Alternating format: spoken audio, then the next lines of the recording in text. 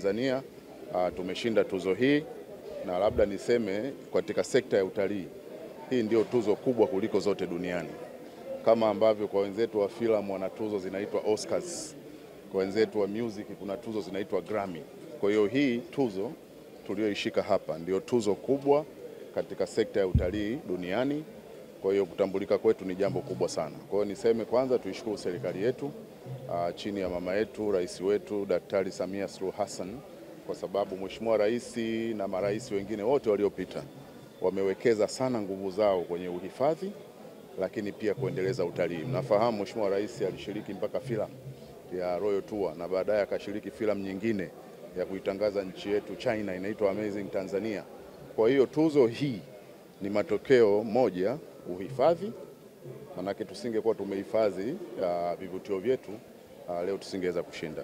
2019 kabla ya uviko, Tanzania idadi kubwa ya watalii wa nje ilifikia milioni 1.5, lakini ikashuka mpaka karibia 600,000, 800,000 baada ya Mheshimiwa Rais kuwekeza kwenye filamu ile na mikakati mingine ambayo tunaendelea kuitekeleza.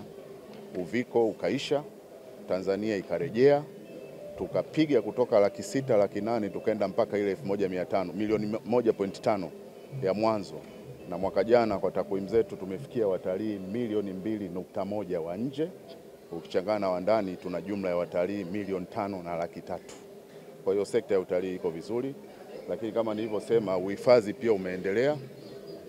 Tanzania ina hifadhi za taifa 21, ina mapori ya akiba na mapori tengefu zaidi ya 50, ina misitu 464. Niendelee? Siwitaka takwimu dadangu.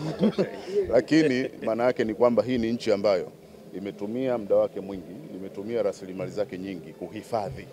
Kwa niaba ya Bodi ya Utalii Tanzania niungane na Katibu Mkuu kwanza kutoa shukrani za dhati kabisa kwa wadau wa sekta ya utalii. Kama ambavyo amemalizia kusema Katibu Mkuu, ni kwamba mchakato huu unahusisha kupigiwa kura. Sasa wanaopiga kura ni wadau wa sekta ya utalii, sio tu watalii peke yake. Kuna wao wameiona Tanzania na vivutio vyake vya utalii, hasa utalii huu wa safari, kama kituo bora kabisa duniani.